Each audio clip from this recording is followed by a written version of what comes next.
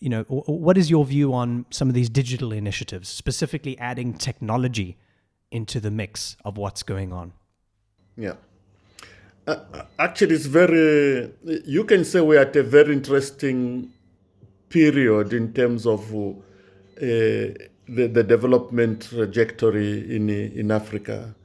And I say interesting in the sense that you can imagine we've tried probably everything in the book in the last 5-6 decades. When you go to an average person, they're getting even more disillusioned about whether anything good will ever come up.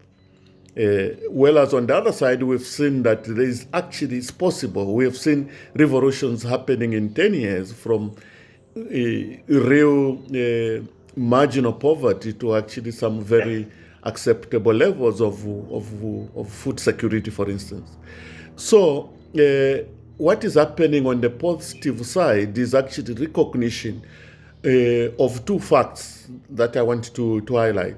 The first one is that for a long time, private sector and government were meant to sit on opposite sides of the table.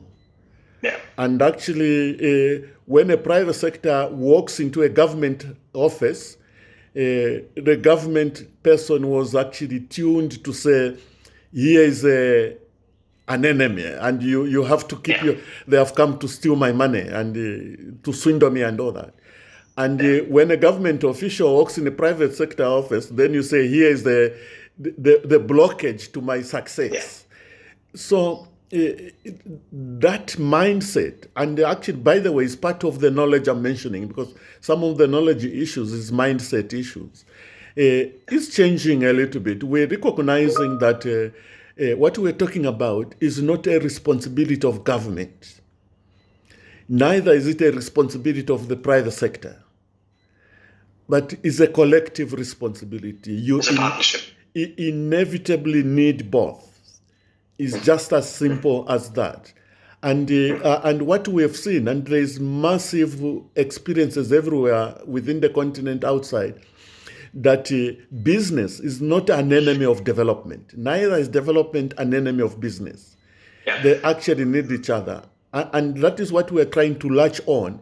And in itself, it unlocks massive resources. It unlocks massive skills and competencies.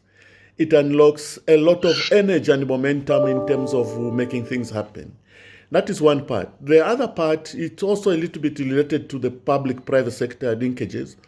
And I want to say that here it's not about just acknowledging the principle of public-private sector branded action. It's actually how to make it happen. Because we have acknowledged it's important for a long time now. But how do we make it happen to the extent that it's the way we do business? It's getting to a critical mass. A lot of the public-private partnerships we have seen succeeding are those in kind of project-supported mode. And the moment there's no project, then it disappears. So we're saying that is not good enough. How do we get to where this is systemic and it's the way we do business? Now, in that vein, then you find that, and this is my second point, is that, again, when you say it's not government's responsibility, I mean, where is the citizenry? How do you get to the front line of action, to the communities, traditional leadership, community leadership? Ultimately, they are part to the equation of either destroying, by the way, or making it happen. And here is how do we actually acknowledge them and bring them in as part of the solution? They are inevitably, if you're talking about systemic systems, they are the solution. We actually are working right now on, you may know, the United Nations Food Systems Summit coming up in September. And we are saying together with the authorities in the UN that one thing that is different and has to be different this time is the involvement of not just experts and ourselves in higher positions, but how you're going to get the voices, the action, the commitments of the front line, food vendors, the guy selling food on the streets, the guy who is transporting inputs into the farm, the farmers themselves. So this is what I'm saying as a second point in terms of how do we get to mezzanine this time. And therefore, When you get into that space, as I said, it expands capability, it expands interest, momentum in terms of action. And this is why, if you are going to talk about one of the constraints, and constraint also in the form of just slowing down naturally, is technology. We can do far better, faster, wider, and simply more with technology today. And of course, we want to look at all the trade-offs, opportunity costs, implications, positive and negative as you move on the technology trajectory. But ultimately, it's inevitable. We have to move on that line.